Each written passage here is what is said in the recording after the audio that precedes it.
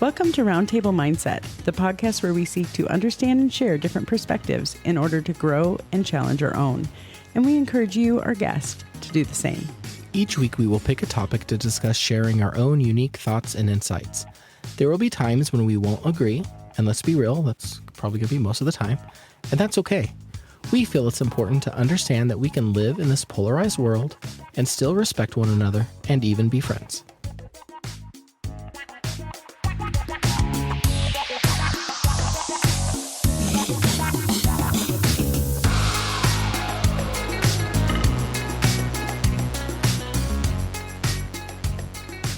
Well, hello, and welcome back to Roundtable Mindset. This is Jamie. And I'm Malin.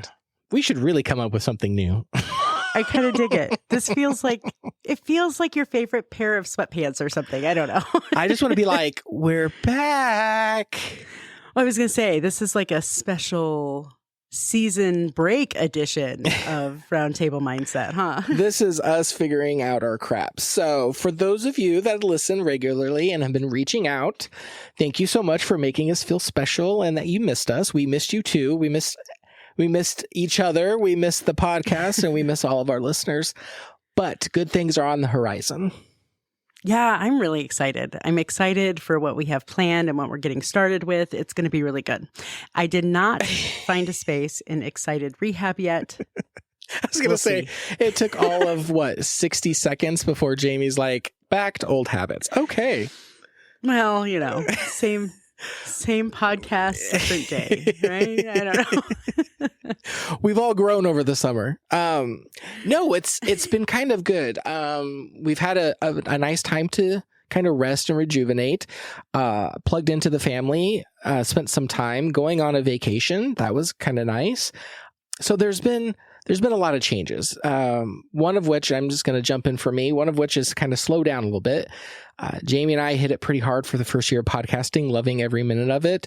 Life got a little harder. Podcasting got a little harder. Things got hectic. So just needed a minute. So one of the first things I just want to announce is we have decided to have a season schedule. So, and I have to start out because I always have to give credit where credit's due. When Jamie and I first started talking about podcasting and seasons, there was somebody who might have mentioned that. The name escapes me, but that's not the point. The point is it was brought up and I poo-pooed on it. And now after doing a year of this, I've decided that was not a bad idea. So first change that we're doing is we are now a seasonal podcast. So we will have seasons with season 2 starting. Jamie, do you want to give the date in which we're going to have our first episode of season 2 of Roundtable Mindset? Yes, September 12th. It'll be the second and fourth Thursdays of the month. So September 12th, and then we will wrap up the season at the end of May, the fourth Thursday. Did I say Thursday? I did say Thursday, right? It's been a while. We're a little rusty. We're like knocking the cobwebs out here, guys. So just bear with us as we figure this out again. Yes, it's the first and fourth. Oh, see, I messed it up. It's the second and fourth Thursday of every month. So We'll start on September 12th and then we'll end on May. Remind me again. I don't have the date for May. I think it's May 22nd. May 22nd. Yeah. That's our last one. And so what that's going to do for us, it's going to give Jamie and I some downtime because May is a very busy month for you, Jamie. I know for your professional life, May is just incredibly busy and it's hard. And so we were taking the month of May off. And then it gives Jamie and I June, July, August to really crack down, come up with good material for the upcoming season, take some much needed time away, spend some time with the family, all that fun stuff. So that is what we're going to do going forward. And we're really looking forward to getting back into the studio and really recording our next episodes and bringing different and some of the same content to the platform. So looking forward to that change for sure. Yeah, it's been nice to have the downtime. Well, and I've been able to guest host. Would you call it co-host? Guest host? I don't know. I would say you're a guest host. Yeah.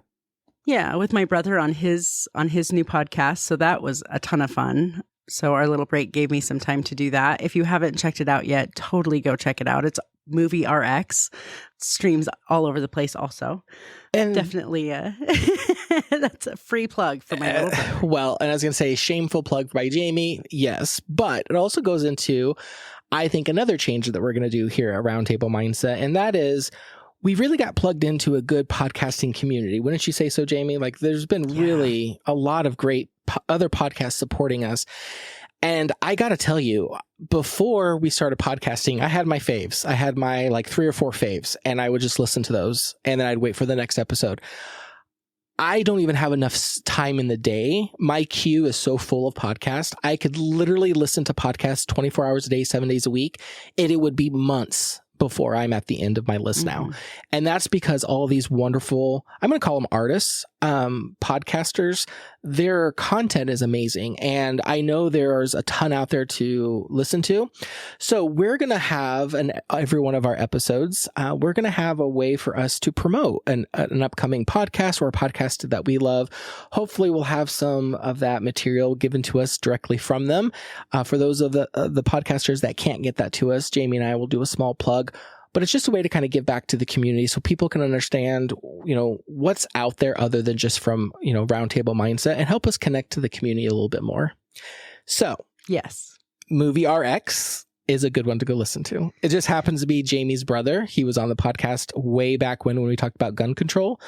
He was the unicorn in the room. He was the unicorn, and he has an amazing podcast voice. I have to be honest. So, Ben, if you're listening to this, I really am jealous of you because your voice is just so deep and awesome. And I could only wish that my voice was like that. So I am a little jealous of your brother, but it is a good podcast and it's kind of fun. It's one of those things, just to finish this shameless plug. I always thought when I heard that what his podcast was going to be, it was a movie podcast, a movie review. And I'm like, yeah, that's fun. I love to listen to movies. I love to go to movies. I just love the whole movie experience. And that all started with us going with your family's theater, Jamie, and it's not stopped since. If I had a choice between streaming from home or back in the day, renting from a video store or going to a movie, 99.9% of the time I would go to the movie theater because that was instilled in me as a young kid. So I was really looking forward to Ben's podcast. And what Ben does that's a little bit different is he brings an element of, it's a movie review, but it's what the movie meant to him or how it impacted his life. And it makes you think about these movies in a completely different light. And I found myself a couple times arguing with him on the podcast because his point of view, I was like, well, you're wrong, but it's still a good movie. And so, I find myself going, oh, that's an interesting take. Never thought about that before. The one that really kind of made me go, I don't know, Ben, was the Teenage Mutant Ninja Turtle episode that he did because I was a huge fan of the Ninja Turtles. Waited for that movie for I don't know how long. And then when it finally came out, I went and watched it. And I probably watched it since then probably 15 times growing up and, but when he was talking about it, I was like, yeah, but what about this? And what about that? And oh. So anytime a podcast can get you to do that, it's a good podcast. Yeah, it's been a lot of fun getting to co-host with him and kind of talking about movies that we share throughout lifespan. It's just been kind of cool. So he puts out a prescription on his Facebook page every week so that you know what movie is coming and you can take a peek and watch it and then kind of hear his thoughts and his co-host thoughts about the movie on Friday. So it's a way fun podcast. So, okay. Do you want to take us down change number 3? Remind me what change number 3 is. We probably should have made an outline or an agenda for this little. Well, and how much of this are we going to keep? Who knows? But do you want to talk to people about what our theme is for season 2 on Roundtable Mindset? Oh, see, here's the thing. Ben has me plug our podcast at the end of every one that I help co-host. So I've talked about it so many times. I guess I forgot we might not have talked about it much here, but we are really focusing in this next season on difficult conversations. And that can be difficult conversations as in like the ones you have when you have dinner with your super conservative uncle or ultra liberal aunt or however that works at your family dinner table. But it can also be difficult conversations that are just difficult to learn about, difficult to hear about, some of those kind of things too. So we have got a long list. We did a long brainstorming session and came up with a ton of topics to cover in that arena and genre. But we've got some really great topics coming and working on finding guests to come in and visit with us about those things too. So I think this next season will be interesting because we're changing up our format a little bit too, so it may not be something Malin or I are super passionate about, but we're definitely going to do our due diligence and learn about the other side of the story anyway, because that's what makes these conversations important, is learning from them at the end of the day. So. Yeah, and I think we're going to get into the elements. Not that, Jamie and I, well, maybe I should speak for myself. I enjoy bickering with Jamie. I enjoy debating with Jamie. I enjoy fighting with Jamie. It's true. I enjoy talking with Jamie. But some of the greatest conversations and areas in my life where I've moved the needle or I've grown as an individual are those times when I've gotten that pushback. And I know we've talked about that in season 1, so that's not any big surprise. But that's one area that I really want to focus in. So in season 2, in season 1, I think we took a little bit more care to kind of sanitize and remove some of that edginess from our conversations. And I think in season 2, we're really going to focus on not worrying so much about that element being in there. And I think it's almost going to be helpful having some of those pieces in there, not for any other reason other than some of the topics that we're going after is going to be very personal for either one of us, or it's going to be very hard to just talk about. I mean, some of these things that we're having on there, religion, politics, just different points of view. Sometimes when you start talking through them and you have someone who either disagrees with you or doesn't understand it, those difficult conversations, it's important to see them because I think we can all learn from them. And every time that we've had them, I know I've walked away a little bit smarter, a little bit more careful of the next conversation I have, how do I approach it with somebody, and a little bit more care for that other person. And that's something, if you've listened to season 1, that's a path I've been on for a while. Yeah, don't say that. No, I still have PTSD over that one. We're excited for empathy. I'm sorry. So we think it's really important to kind of share those elements and parts of those conversations. And as Jamie mentioned, the difficult conversations that we have, sometimes people just shy away from them. And we're hoping to kind of bring a spotlight to them and say, these can be useful. These can be helpful. These all sometimes aren't very fun to go through, but they're necessary in a lot of different ways. And in a world today where we hear all the time about how different minds can't come together because of how it causes this friction, what a great platform to come together to say, yes, but there is a relationship after that. There is communication that goes after that. And we really believe that this could be a really great building block for people to use for their own personal relationships. And I'm excited for it. And I'm going to use your word, Jamie. I am thrilled. I am thrilled to be doing season 2 roundtable, talking specifically around the theme of difficult conversations, because not a lot of people like to talk about that in this day and age. Yeah, it's going to be good. I am really looking forward to some of these topics. We're also in the midst of an election year, and so that will be, those will be some of the things that we'll touch on. And I'm super excited about that. Wah, wah, wah. Just kidding. Now.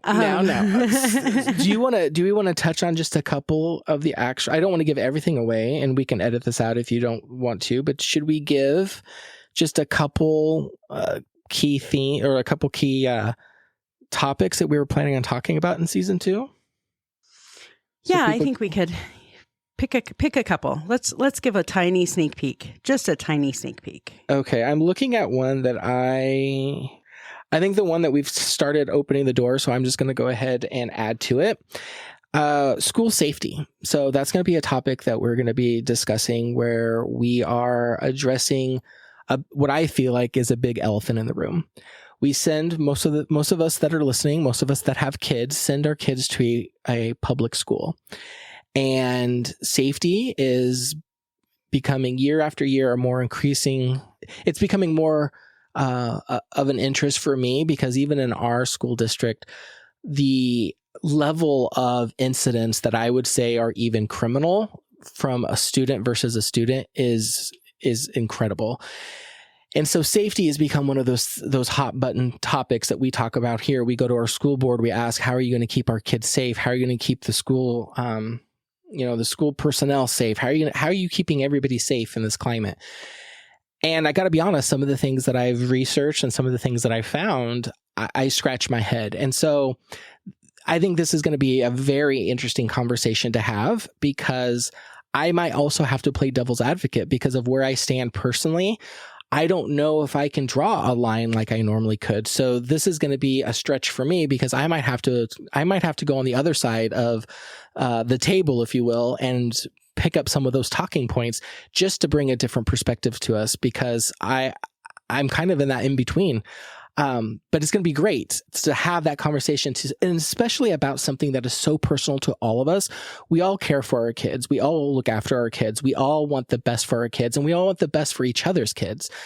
Yet, how are we in this environment, and what is being done to make it safer for our children? Some of these things that I am finding that are happening across the country make me scratch my head and say, that's supposed to make me as a parent feel safer to send my kid to school. And it's not. So that one, I'm really excited, really, really excited to get in there and start having that conversation. Another topic we're going to talk about that's kind of near and dear to me is we're going to talk a little bit about adoption. And I think that doesn't necessarily sound like a hard conversation, but I am learning quickly that really can be a difficult conversation, that there's a whole different side of adoption that I don't know that I ever thought about or had heard about. And so we're going to talk a little bit about the core traumas of adoption. And I don't know, I've seen so many people on different social media platforms talking about their experiences in adoption and in a very negative way. And so I kind of want to explore that together. So that's another one. The last topic that I want to bring up, just to try to get a good flavor, narcissists. So there is going to be a discussion where we're going to bring, hopefully we have a lot of guests that are coming on that are speaking on all of the topics that we have outlined for you in this upcoming season. Narcissism and dealing with a narcissist is something that is near and dear to me. Although I have a family member that has never been diagnosed, and I'm going to go ahead and start this little caveat here so it can carry through. I can't diagnose, nor do I want that responsibility. However, my interactions with this individual over the years has made me think that this is a person who suffers from being a narcissist. And it's a very difficult relationship to have. And it's really hard to have conversations with this person, and gaslighting and microaggressions and all those other fun keywords that come around when you talk about a narcissist in a relationship. I've experienced them. My family's experienced them. And that's going to be an interesting one to unpack and talk about, because it is going to be very personal. And when we get into that type of conversation, a difficult conversation where it is a personal touch into either one of our lives, we're going to try to handle that with a little bit more delicateness, if that's a word, more delicate than we do with other topics. However, it's still necessary to kind of go through those and have that conversation. So that will be an interesting one for me, because it is so personal, it is so close to home. But I am looking forward to it, because again, some of the light research that I've done so far, and as I continue to do my research, it's a big problem that a lot of people suffer from. And I know that if you've been in the podcasting space, or if you listened to any news recently, and I say recently in the last few years, you'll see there's been an uptick in articles and discussions around how do you deal with a narcissist, and how does that relationship work? And I know a lot of people who suffer under the parent that is a narcissist, and a child tries to come out from underneath that. There's a lot of work that has to be done by that person as they get away from that relationship and they become their own individual, but their basis has all been clouded, or I don't know if you want to, I can't think of a better word, but influenced by this narcissist. And now they're trying to find their way in the world. It's just all very interesting and very sad. And so that one I'm really looking forward to. Yeah. I think the other one that was hit home pretty hard for me and has been difficult when you and I have talked about it, we're going to cover systemic racism. We're going to dive in and have that conversation. Malin and I have talked about this many times, and sometimes it goes okay, and other times tempers get heated. Probably more mine than his, I think, sometimes, but it's a difficult conversation because I think depending upon place you live and the people you surround yourselves with, it may not be something you recognize. And it's something that has become more and more prevalent in my thought process and thinking. And so I'm kind of excited to find some good guests to bring on to talk about that topic also, and really just dive into that's probably one of the harder ones on this list for me as we've been prepping and planning for this season. So, but I am looking forward to having that conversation. And I don't know, I almost said to get it out of the way so that Malin stops saying, let's go there, Jamie, let's go there. But you feel like I'm twisting your arms, like you will go there and you talk to me about this right now. No. Well, it perfectly fits the bill because, I mean, it's a conversation that I avoid because it's hard. I don't always feel like I articulate what I have learned very well. And I don't always, it's difficult for me to keep my emotions in check because it does affect people that I care very much for. And so it is, it's a perfect fit for this season. Well, and one thing that I've learned about myself and other people is that when you have these difficult conversations, sometimes people are coming from a place of ignorance. And I can say there's several topics that we're going to be touching on that I have opinions about, but they're based in absolutely nothing other than my opinion. And I've learned that there's some things I need to go and do and kind of educate myself. Even our conversations over the years, Jamie, there's been a lot of times that I've gone back and I'm like, okay, I'm going to dig in a little bit. I still don't see eye to eye on some of them, but I also have to learn that there is a place. If I'm coming from a place of ignorance, I need to be aware that I probably need to listen more than I talk, but I do need to have my questions come out. And so it's how I ask these questions, just like any kind of difficult conversation. It might not even be what you say, but how you say it. So I really have been working on trying to say, okay, how do I come to this conversation so you or anybody can hear that this is a legitimate question that I'm asking, and I'm not trying to even be sly with giving my opinion and tear your opinion down. It really is coming from a place of, okay, but what about this? Because I've always heard this, or I've always experienced this, or I don't see your angle. Help me see it. And that's going to be the balance. That to me is the balance, because I'm sure there are going to be times when I will forget everything I just said, and I am just going to come in with that sledgehammer and start whacking. And that's going to be when you're probably going to flare up, and I'm going to be scratching my head being like, you take everything so personal, Jamie, like calm down. And so that's going to be interesting. That's going to be a great conversation. Yes, it will.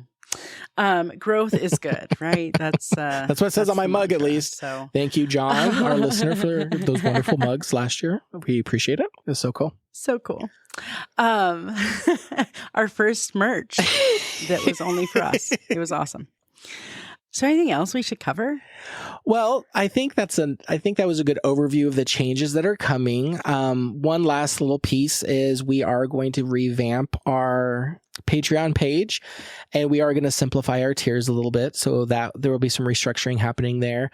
But other than that, other than some music change, format change, different conversations, more guests coming on, we want the same table. So we brought the table with us when we moved from season 1 to season 2, but we're just maybe we redecorated the room that the table's in, I guess is the best way that I could say it. Yeah.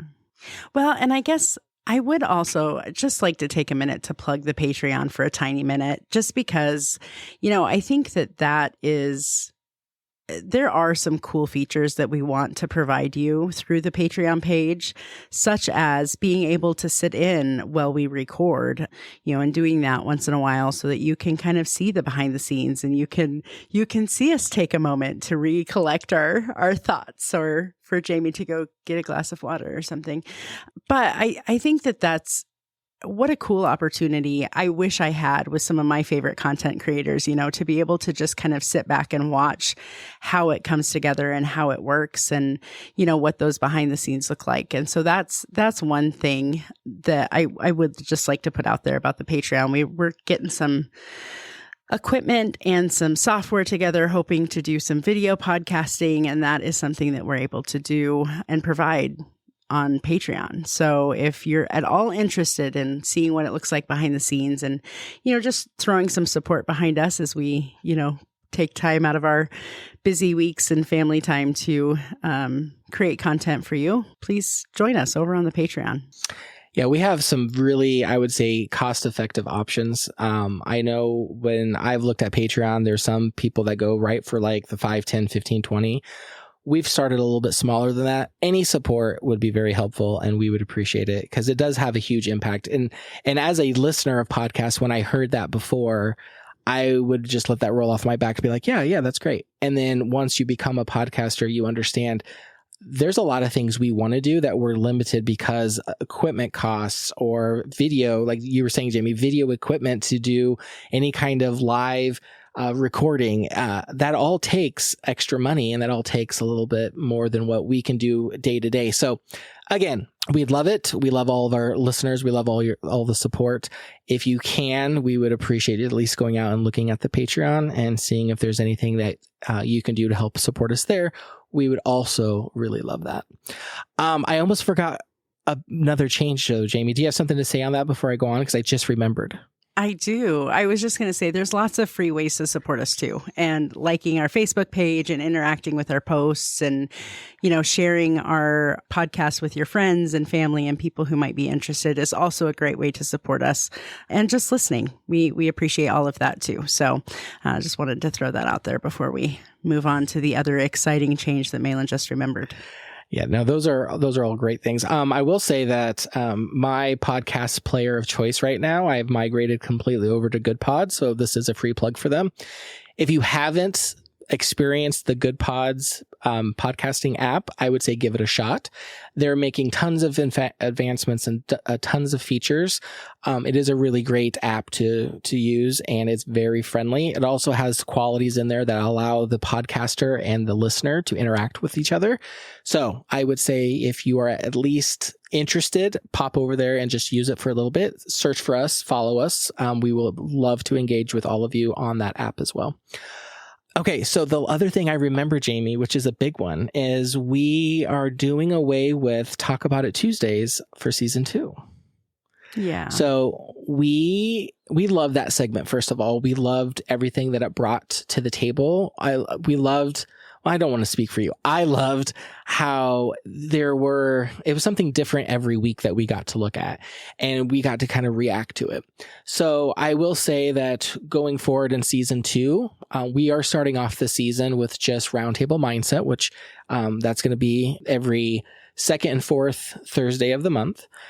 We are looking at possibly starting off with another option to replace Talk About It Tuesdays. We're still in the middle of kind of formulating that, and so it might not be ready by the time we go live in September, or we have our episodes go live in September. But just wanted to share that with the audience. So if you are a fan of Talk About It Tuesdays, please let us know, because if we have enough of our fans coming to us and saying, no, I love that, don't let that go, we can revive it anytime. But we are looking to replace it with a different segment. So just wanted to let our listeners know that there is that change as well. Anything to add to that, Jamie? Oh, Talk About It Tuesday was fun. It was such a good time, and I loved every second of it. And I cannot believe how many crazy articles I have found since we stopped recording. It's insane. So I, for one, would totally be game to revive, even if it's once in a while, just for the fun of it. But I'm also looking forward to this other thing that we're talking about. It's kind of top secret at the moment, like super secret. So we will let you in on the secret as soon as we are able to, but we'll get there. We'll get there. We have to leave something unwrapped because again, it builds that anticipation. But if it works out the way we want it to, I think it's going to be really something, and something that's going to be really nice to listen to and kind of surprising, I think, coming from us, to be honest. But I'm so excited. I'm so excited because it is, it'll be a little different for Malin mostly. I feel like it totally lives in my life, in my vein of existence, but it'll be good. All right, calm down, Jamie. No, one other thing, since if we're done kind of talking about that, so thank you for everyone listening to us about all the differences. We really do enjoy doing this. We really do love bringing this kind of stuff to all of our listeners. Jamie, do you think if we want to make this an hour long, do you want to talk about the recent debate between Donald Trump and President Biden? Oh, what is there to say? There's plenty to say. There's plenty. I know. Okay. It was, oh my gosh. Okay, so here, let's start off with what we agree with. So I'm going to tell the story because we actually debated about doing a live for the debate and kind of have it react real time. But again, we're limited by our current equipment. So we're like, but what another missed opportunity. So anyways, so I logged in to watch it and I knew Jamie was watching it. I was a little bit late. I got in there I was about, I think 10, 15 minutes after the debate started. And I remember it first popped on my television screen and President Biden was talking. And I could not believe my eyes and my ears. The man that I was watching speaking to the nation in this national debate looked like someone who was very ill. And I'm not laughing because he was ill. Like, I'm almost shocked by it. And I remember the first thing I did, Jamie, is I texted you and I was like, is he sick? Because I don't care if you are a Democrat or a Republican. To me, that doesn't matter. When you see somebody on the television, in my opinion, that sick or suffering that much, it was quite a blow. I was like, who is this person that I am seeing? That was my initial reaction when I turned on the debate because it was just so shocking. I had not seen President Biden in that condition. Yes, I've seen the articles and some videos of him stammering his words and falling down. And I think there's one out there that looks like he pooped his pants. I still don't know if that has any validity to it. But then the debate was the first one where I was like, oh my gosh, like something is not right here. Yeah. So I can set it up for you a little bit too. I'm sitting on my couch, this sectional couch with Doyle and my daughter and her boyfriend and me and Cooper, my puppy. And we're watching the debate. And I was like, okay. Biden asked for this. He's going to be prepped and ready to go. This is going to be okay. This is going to be fun to watch, right? And I don't know. I think we were 5 minutes in when we got the "We beat Medicare" statement. And I was just, I don't even know. Like, the way I have described it to those of my people who didn't watch it is like Trump did Trump. He did the same thing he always does, just. He won. Grandiose state. Well, of course but at some point it's like watching somebody kick the kid that can't, you know what I mean? Like right, on the playground. It totally was like this week. And again, I'm saying these words because this is how it was represented. It was like this one kid on the playground who can't stick up for themselves. They can't stick up for themselves. So when you go over there, you take his lunch money and you push him down. And then you feel like the victor because you're like, I just manhandled this kid who can't handle themselves. That in and of itself is a whole nother issue we should unpack. But yeah, when I went into the debate, after I saw my initial reaction, in my mind, I was like, Trump won the debate. But that's not where it stopped for me because I was like, okay, you should win this debate because look at your opponent. But I expect more quality answers coming from that. So sorry, I think I stepped on you, Jamie. I'm going to hold my other comments about Trump until a bit later. Please finish your thought. Well, I just, I think the fact-checking consensus that I found afterwards was that Trump lied or misrepresented facts 30 times and Biden did it like 10 or 11 times. And I'm just, and you and I, our conversations afterwards, I sit here and the quote of the night for me was from a commentator on CNN who was doing they were the ones that hosted the event. She said, the American people deserve better than the options we're being given. And that pretty much summed up my entire thought process around the whole thing. Was just, wow, how is this where we're at? How do we have, I mean, we have boomers that are retiring that would be more well-spoken and articulate and thoughtful than these two guys were on the stage that night. I just, where are the people who are contemporary enough to lead? Where are the people who know that AI isn't, RoboCop, right? Like, I don't know. Or I would like to have two presidents not start acting like school kids on the playground and slap fighting each other, talking about their golf handicap. Like, no. That, I was like, what is this about? I mean, there's questions. The moderators, I got to give them props because they are sitting there asking the questions, trying to bring both of these candidates back to the points that they're asking them.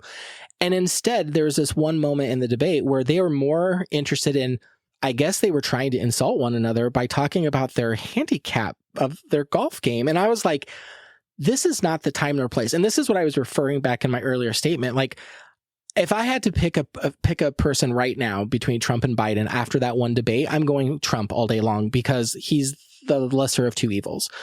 However, that doesn't mean that I'm jumping up and down that Trump is the person that I get to choose because he wins by default. That feels like a very hollow win, even for me, because I want somebody who I think is going to do the best possible job, not comparative to the person they're going against, but in overall.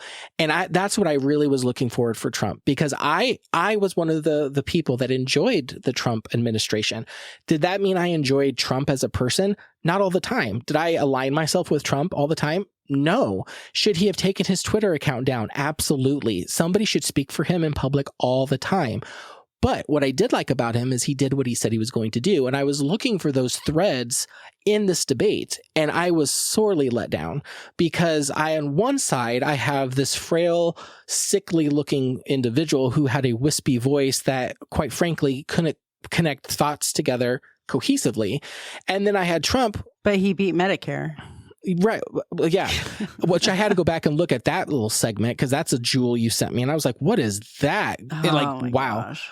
But then you have Trump who's not answering questions. And when he does answer, he talks about how much of a better president he was than Biden. And then they start talking about the golf handicap. Meanwhile, the moderators answer my questions.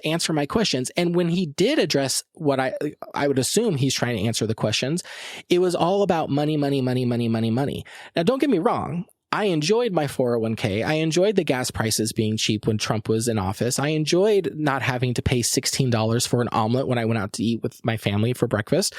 However, some of these questions were on issues that were really serious, and it wasn't the time to remind the American people of all the money that he was able to save. Although that might be true, I was just looking for something a little bit more. And I was just shocked on the amount of questions he didn't answer. And then the schoolyard fighting about their handicap. That's when I about threw in the towel and I was like, this cannot be real. This can't be. Well, our listeners should hold on to their hats because this is going to be a shocker. But I personally believe that Trump is the larger evil of the two. But, the whole time, I think the highlight for me after, beating Medicare was definitely the race to the bottom where they were both pointing fingers at each other saying, no, you're the worst president. No, you're the worst president. And I'm just like, oh my God. Okay. Can we just say we have 1 and 2 sitting here? Because holy moly, I don't know. The golf handicap was a little over the top for me because I'm worried more about the cognitive handicaps that I'm watching as the battle of the Titans tongue in cheek is happening. It's what was that? What was that? And I will agree with you. And I enjoy CNN commentary. I don't go to CNN for my news, right? I go to CNN for commentary because I enjoy the personalities that they have on their shows. I was really impressed and thought that CNN did a very good job thoughtfully picking the questions I felt like it was pretty fair and balanced.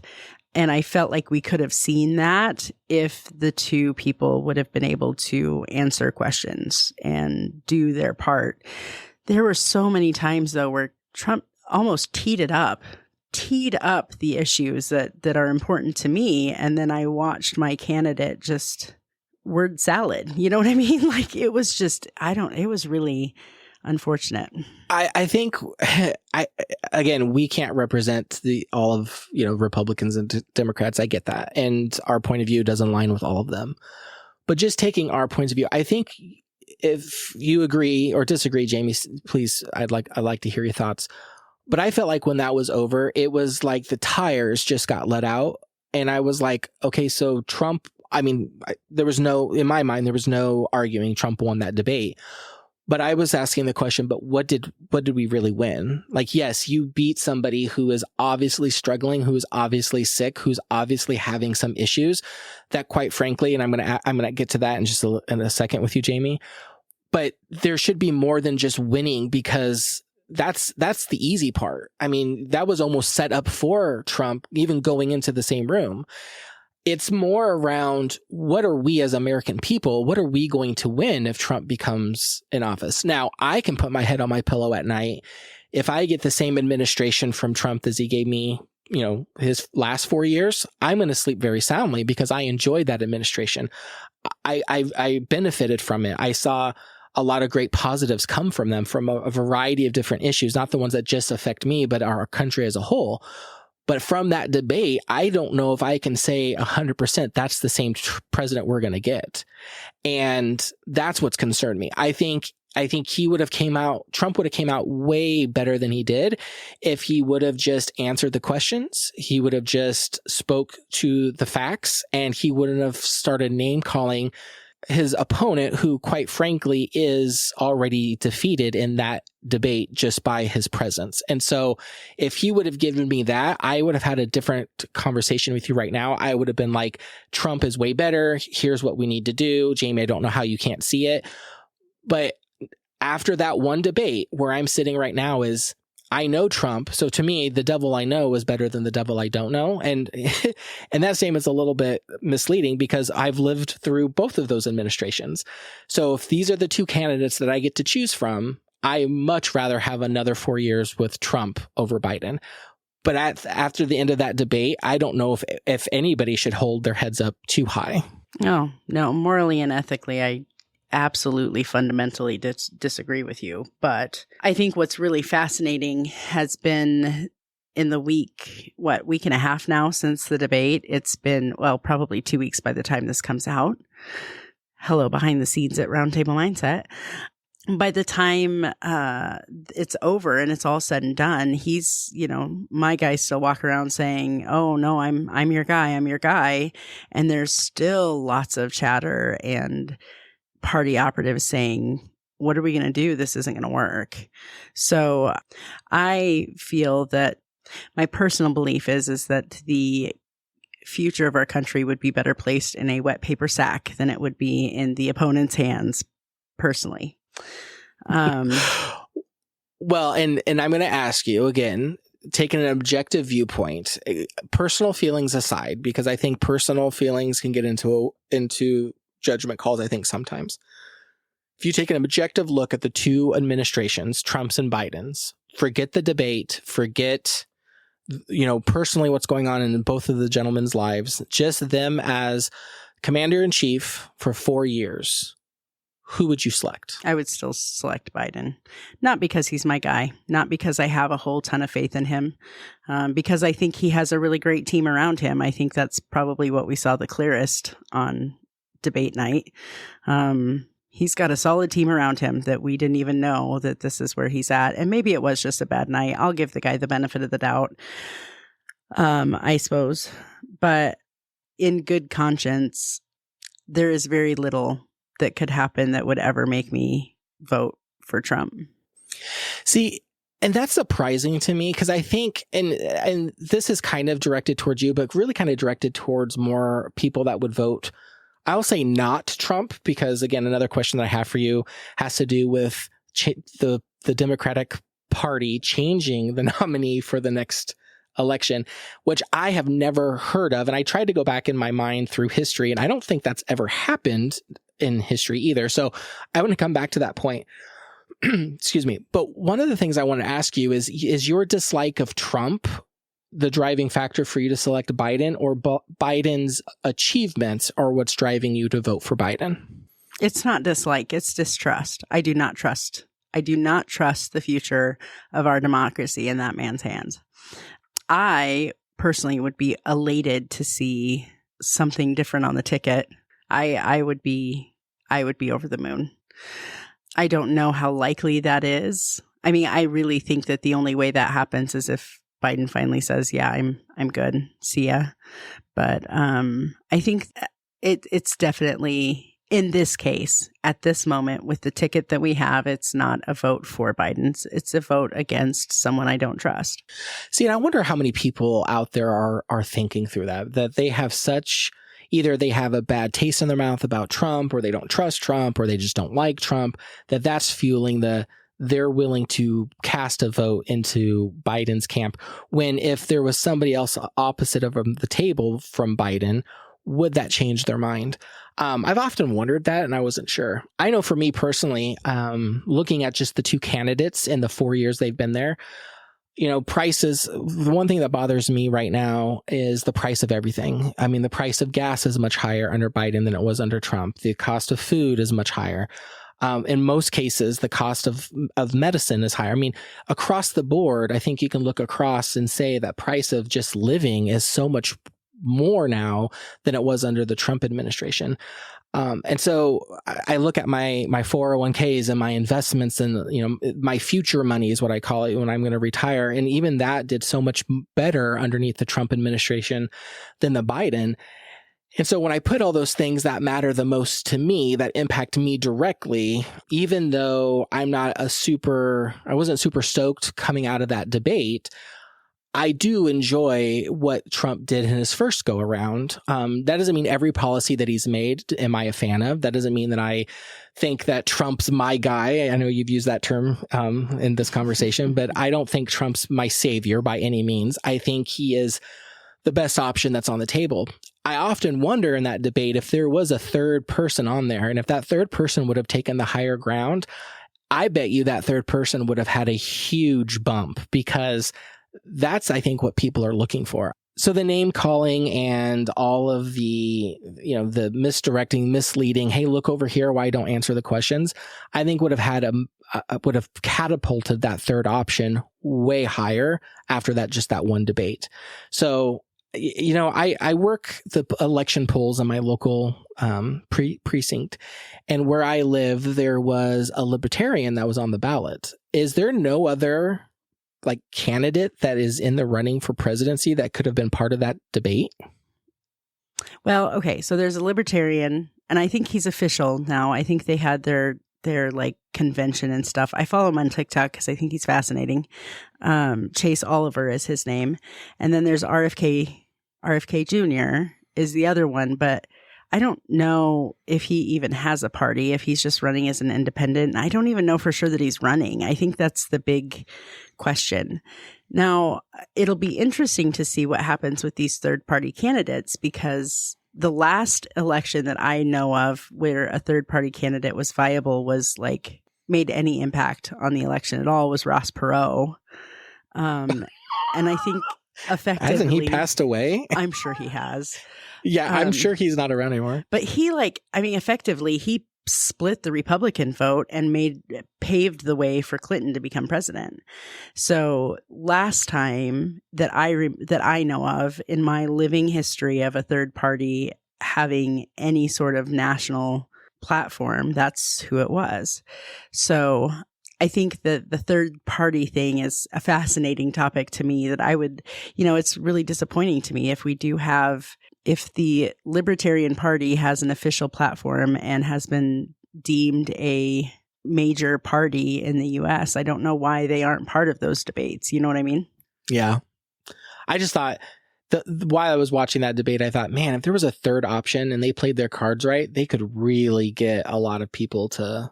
Because I don't think we're the only ones that think like this. Regardless if you vote for Biden or Trump, I think there's this air about we have to have a better candidate than what we've been given.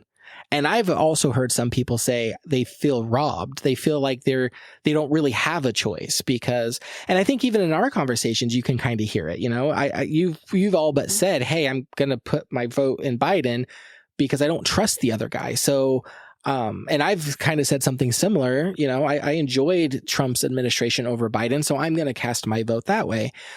Unless something really major comes up and really shakes that foundation, I think there's a lot of people in America that are riding in that line that says, I'm kind of almost forced to cast a vote because this is the best option with what is given to me.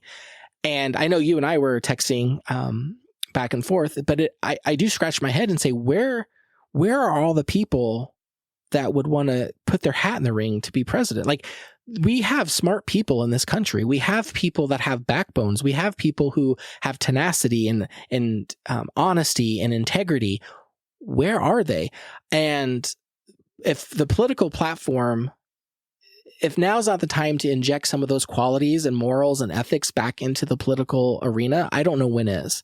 So if you're out there and you have those qualities and you think you could do a great job, please, please, please do what you can to get your hat in the ring, because help us. We need you. Yeah, save the day. We need you.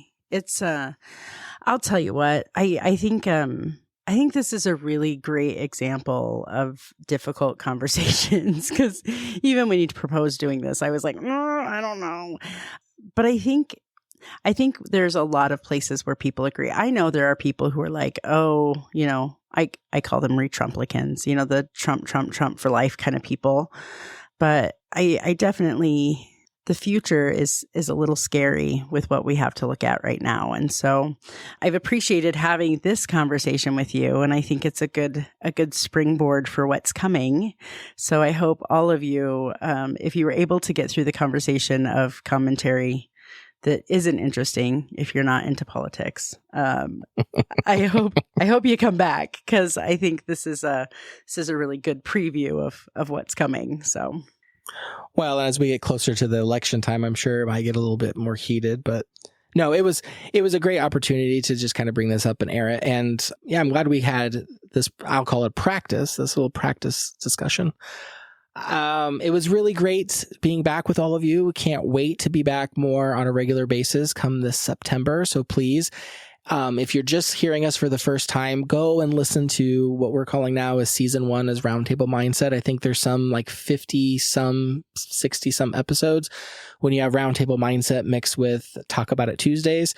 I would encourage every single one of you to go and start there. Season 2, although it's not going to build from one season to the next, it's just nice to kind of get that groundwork and then get ready for season 2 that's coming in September. So we can't wait to be with you again on a regular basis. This has been so much fun. And thanks everyone for joining us. And I can't wait to get back. I've missed you, my friend, and I've missed everyone who's been along the journey.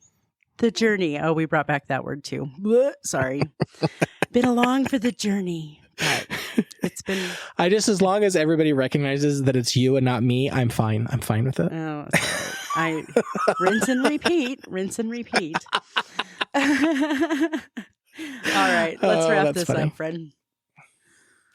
All right. Well, as usual, actually, I don't even know what we normally say, so I'm just going to end it with, have a great rest of your summer.